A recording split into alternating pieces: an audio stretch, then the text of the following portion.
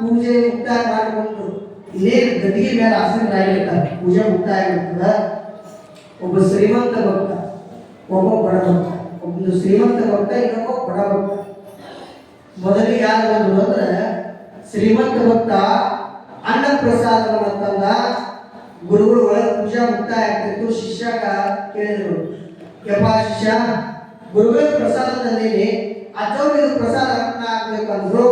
ಅವಾಗ ಇಲ್ಲಿ ತಟ್ಟಿ ಹಿಡಿದ್ರಿ ಅಂತೇಳಿ ತಟ್ಟಿ ಇರಿಸಿದ್ರು. ಸ್ವಲ್ಪ ಸಮಯದ ನಂತರ ಓರ್ವ ಬಡಭಕ್ತ ಬಂದ. ಅವನು ಅನ್ನ ಪ್ರಸಾದನ ತಂದಾನೆ, ಮತ್ತೇನು ಬೇರೆ ತಂದಿಲ್ಲ. ಅನ್ನ ಪ್ರಸಾದ ಗುರುಗಳಿಗೆ ತಂದಿದ್ರಿ ಅಂತ ಆ ತಟ್ಟಿ ಅಲ್ಲೇ ಇಡ್ರಿ ಅಂತ ಶಿಷ್ಯ. ಗುರುಗಳ ಬಳಿಗೆ ಹೋದ. ಶಿಷ್ಯ ಹೇಳಿದ, ಅಪ್ಪರ, ಇವತ್ತ ನಿಮ್ಮ ಪ್ರಸಾದಕ್ಕೆ 2 ಮನೆಯಿಂದ ಪ್ರಸಾದ ಬಂದದ್ರಿ, 2 ತಟ್ಟಿ ಪ್ರಸಾದ ಬಂದದ ಅಂತ ಅತನಿ ಅಜ್ಜವರು ಹೇಳಿದ. ಅತನಿ ಮುರುಗೇಂದ್ರ ಶಿವಯೋಗಿಗಳು, ಹಾಗಾದ್ರೆ ಆ ಪ್ರಸಾದ ತಗೊಂಡು ಬಾರಪ್ಪ ಅಂತ.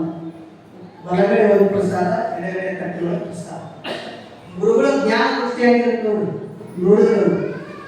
ಶಿಷ್ಯ ಕಂಡು, ತಮ್ಮ, ಈ ಕಡೆ ತಟ್ಟೆ ಒಳಗಿರುವ ಅನ್ನ ಪ್ರಸಾದವನ್ನ ಒಂದು ಕೈ ಒಳಗಿರುವ, ಈ ತಟ್ಟೆ ಒಳಗಿರುವಂತ ಅನ್ನ ಪ್ರಸಾದವನ್ನ ಇನ್ನೊಂದು ಕೈ ಒಳಗಿರುವ. ಅವ ಗುರುಗಳು ಹೇಳಿದಂಗ ಒಂದು ಕೈ ಒಳಗೆ ಒಂದು ತಟ್ಟೆ ಪ್ರಸಾದ, ಮತ್ತೊಂದು ಕೈ ಒಳಗೆ ಮತ್ತೊಂದು ತಟ್ಟೆ ಪ್ರಸಾದ, 2 ಕೈ ಒಳಗೆ ಇಟ್ಕೊಂಡು ಬುದ್ಧಿ ನಾ ಇಟ್ಕೊಂಡು ನೀವು ಹೇಳೋದು ಸರಿ. ನಿನ್ನ ರಟ್ಟಿ ಒಳಗೆ ಎಷ್ಟು ಶಕ್ತಿ ಐತಿ, ಆ ಶಕ್ತಿ ಮೀರಿ ಆ ಅನ್ನ ಪ್ರಸಾದವನ್ನು ಹೆಚ್ಚಿಕೊಂಡು ಅತನೇ ಮುರುಗೇಂದ್ರ ಶಿವಯೋಗಿಗಳು ಹೇಳದಂಗ ಶಿಷ್ಯ ಹೆಚ್ಚಿದ. ಶ್ರೀಮಂತ ತಂದಿರುವಂತ ಅನ್ನ ಪ್ರಸಾದದೊಳಗ ರಕ್ತ ಬರುತ್ತದ. ಬಡಭಕ್ತ ತಂದಿರುವಂತ ಅನ್ನ ಪ್ರಸಾದದೊಳಗ ಅಮೃತ ಬರುತ್ತದ ಅನ್ನುವಂಥದ್ದನ್ನ ಅಲ್ಲಿ ತೋರಿಸ್ತೀವಿ. ಶಿಷ್ಯನಿಗೆ ಬಹಳ ಆಶ್ಚರ್ಯ ಆಯ್ತು. ಅಪ್ಪರ ಅನ್ನ ಪ್ರಸಾದ ಒಂದೇ ಆದ್ರೆ ಇಲ್ಲಿ ಶ್ರೀಮಂತ ತಂದಿರುವ ಪ್ರಸಾದ ರಕ್ತ ಬಂದದ, ಬಡವ ತಂದಿರುವ ಪ್ರಸಾದ ಅಮೃತ ಬಂದದ.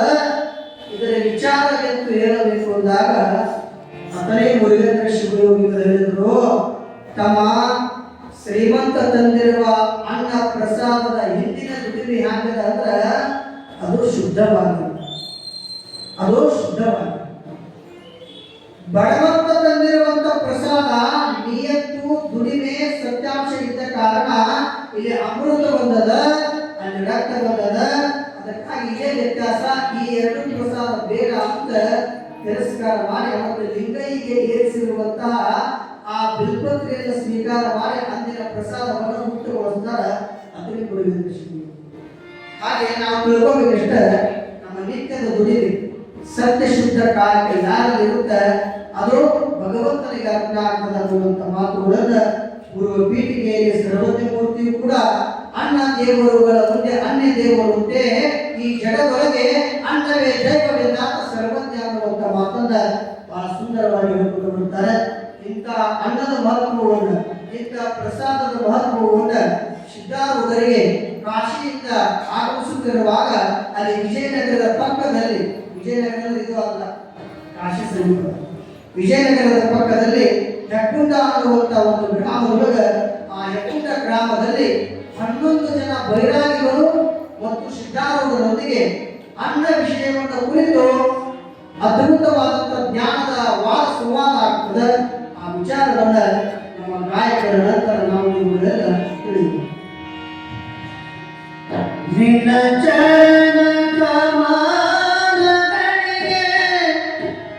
ಯಾವ ರಾಗ ಹಾಡಲಿ, ಯಾವ ಹಾಡಿನಿಂದಲಿ ಬಗೆ, ಯಾವ ಹಾಡಿನಿಂದಲಿ ಬಗೆ ನೆಮ್ಮದಿಯನ್ನು ನೀಡಲಿ.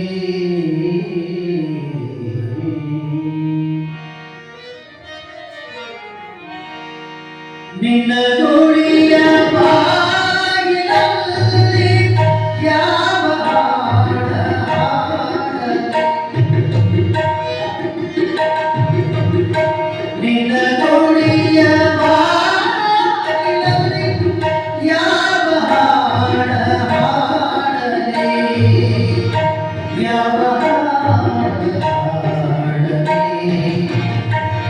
ಯಾವ ಹಾಡ ಹಾಡಲಿ ಯಾವ ಹಾಡ ಹಾಡಲಿ ನಿನ್ನ ಚರಣಗಳ ಗಾಳಿಗೆ ಯಾವ ರಾಗ ನುಡಿಸಲಿ ಯಾವ ರಾಗ ನುಡಿಸಲಿ ನಿನ್ನ ನುಡಿಯ ಬಾಗಿಲಲ್ಲಿ ಯಾವ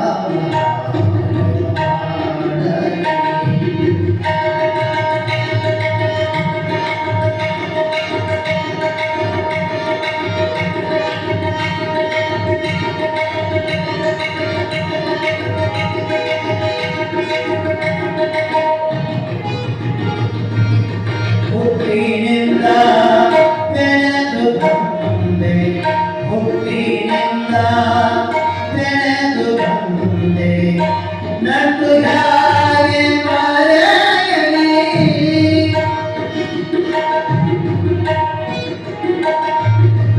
ಹುಟ್ಟಿನಿಂದ ಬೆಳೆದು ಬಂದೆ ಹುಟ್ಟಿನಿಂದ ಬೆಳೆದು ಬಂದೆ ನಟ್ಟು ಯಾಗೆ ಮರೆಯಲಿ ಇಂದು ಯಾವ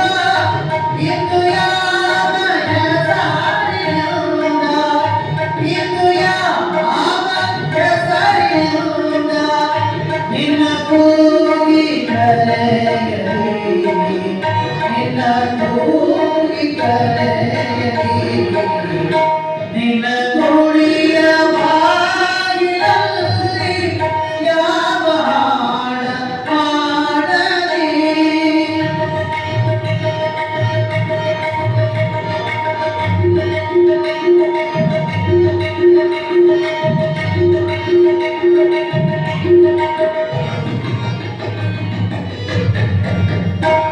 ಜೀವನೊಡನೆ ಮರಣವನ್ನು ಜೀವನೊಡನೆ ಮರಣವನ್ನು ಅಂಟಿಸಿರುವೆ ಆತಗೆ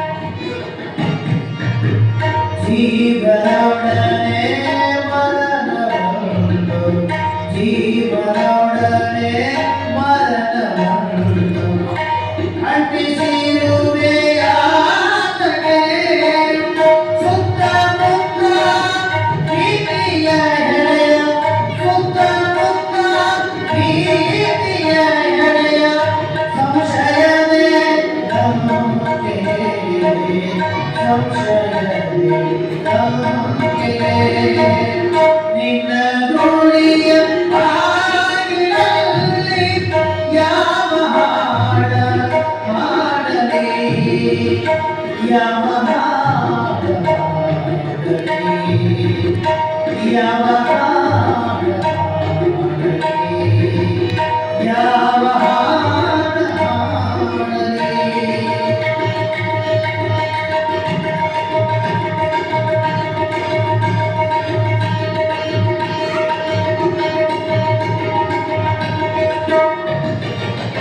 ಕಾಲವೆಂಬ ನಗರಿಯಲ್ಲಿ ಕಾಲವೆಂಬ ನಗರಿಯಲ್ಲಿ ಸುದ್ದಿ ಸುಳಿದು ದಣಿಯುವೆ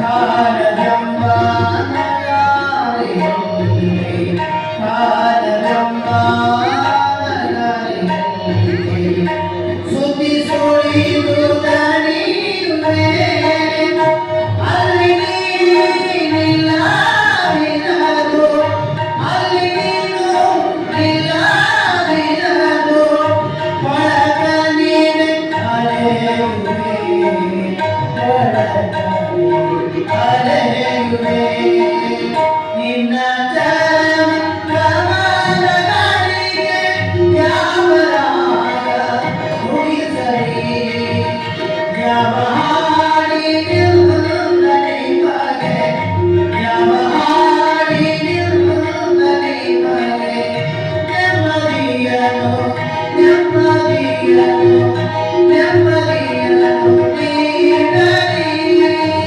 ನೀಡಲಿ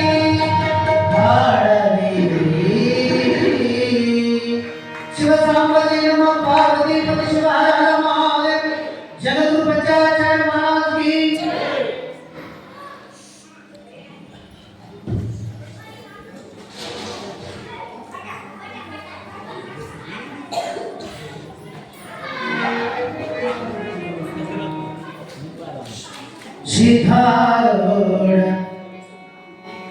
ಸಿದ್ಧಾರೂಢರ ಪುರಾಣ ಧಾಮವೇ.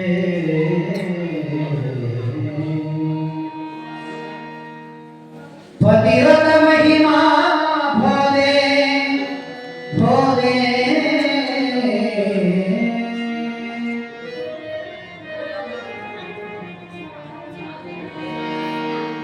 ಮುಂದೆ ನಾನಾ ದೇಶ ನೋಡುತ್ತ ಬಂದು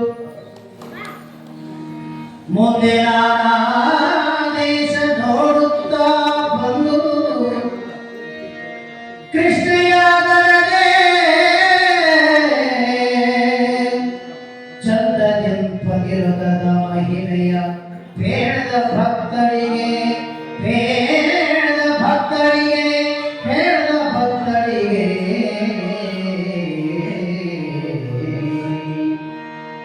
ಪಾವನಾತ್ಮಕರಿದ್ದು ಜಗಮಂ ಪಾವನಗೊಳಿಸಲ್ಕೆ ಝವರಿಂಬಾವ ಜನನುರೆ ಯಜ್ಞನೇತರಿ ನುರಿಯ ಪಸಿತವನು ಓವಿದ ನಿಶರ ವಿಷವ ಕುಡಿಯುತ್ತ ಸಾಗದಿಲ್ಲದ ತೋವಲ ಒದೆಯುತ್ತ ಪಾವ ಕೊಡುಗೆಯ ಮಾಡಿಕೊಂಡ ಸರ್ವಗೆ ನತನಪ್ಪೆ ನತನಪ್ಪೆ ನತನಪ್ಪೆ.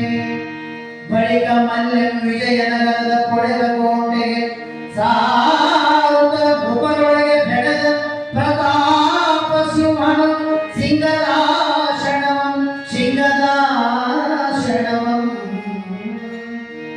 ಘಳಿಗೆಯ ತಾಗಂಡು ಸಿದ್ಧನು ಬಲ್ಲದ ಮಾರ್ಗದಿ ಭಂಗಭೂತನು ಬರೆಯುತ್ತ ಹೆಗ್ಗುಂಡ ಚಂದ್ರದ ಬಳಿಯ ತೀವ್ರದಲ್ಲಿ ಹೆಗ್ಗುಂಡ ಚಂದ್ರದ ಬಳಿಯ ತೀವ್ರದಲ್ಲಿ ಆಗ ತಾವು ಪನ್ನೊಂದು ಜನ ಬೈಯಲಾಗಿಗಳು ಹರಿನ ಪನೆದಿಗಳಿಗಾಗಿಸಿ ಸತ್ತದೋಳ್ ಕಿಟಕಿಗಳ ಕೊಂಡು ಹಾಗೆ ಅಲ್ಲಿಗೆ ಬಂದು ನಿಖಿಲನ ಬೇಗ ನಡೆಗೆಯ ಮಾಡಿ ಬೇಗ ಅಡುಗೆಯ ಮಾಡಿ ಊಟ ಕಾಗಳಲ್ಲಿ ಭೂತ ಸಿದ್ಧನ ಕರೆಯಲಾಕ್ಷಣದೆ ಕರೆಯಲಾಕ್ಷಣದೆ. ಶಿವ ಸಾಂಬಜಯ ನಮಃ ಪಾರ್ವತಿ ಶಿವ